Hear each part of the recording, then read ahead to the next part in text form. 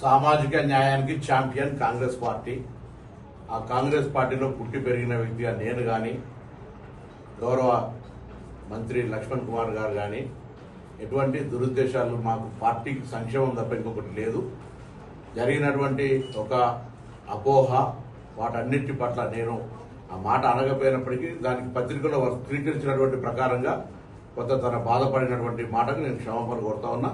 ఎక్కడ కూడా అటువంటి ఆలోచన లేదు. నాకు అటువంటి ఆ ఒరవడిలో నేను పెరగలేదు. కాంగ్రెస్ పార్టీ నాకు ఆ సంస్కృతిలో నేర్పలేదు. కాబట్టి నేను తప్పకుండా ఈరోజు తెలంగాణలో కానీ దేశంలో రాహుల్ గాంధీ గారు సామాజిక న్యాయం కోసం పోరాడే సందర్భంలో వ్యక్తిగతమైన అంశాలన్నీ పక్కన ఉంచి కాంగ్రెస్ పార్టీ సామాజిక న్యాయానికి జరిగే దాని లోపల ఒక బలహీన వర్గాల బిడ్డగా ఈ రోజు తెలంగాణ రేవంత్ రెడ్డి గారి నాయకత్వంలో, పిసిసి అధ్యక్షుడు మహేష్ కుమార్ గౌడ్ గారి నాయకత్వంలో, రాహుల్ గాంధీ గారి సూచన మేరకు ఏదైతే 42% రిజర్వేషన్ పోరాటం జరుగుతుందో సామాజిక న్యాయం, నిన్న ఉదాహరణకు బీజేపీ అధ్యక్షుడు కూడా మాట్లాడే సందర్భం లోపల 84% వర్గానికి వ్యతిరేకంగా మాట్లాడద్దనే మాట చెప్తున్నాం తప్ప మేమంతా ఐక్యంగా కాంగ్రెస్ పార్టీ రేపు భవిష్యత్తులో రాహుల్ గాంధీ గారి నాయకత్వంలో పనిచేసే వాళ్ళని తప్ప ఇంకోటి కాదు. లక్ష్మణ్ కుమార్ గారు వ్యక్తిగతంగా బాధ కలిగి ఉంటే మాదిగ సమాజం కూడా మేము అంతా కలిసి పెరిగినటువంటి వాళ్ళమే కరీంనగర్ టౌన్లో.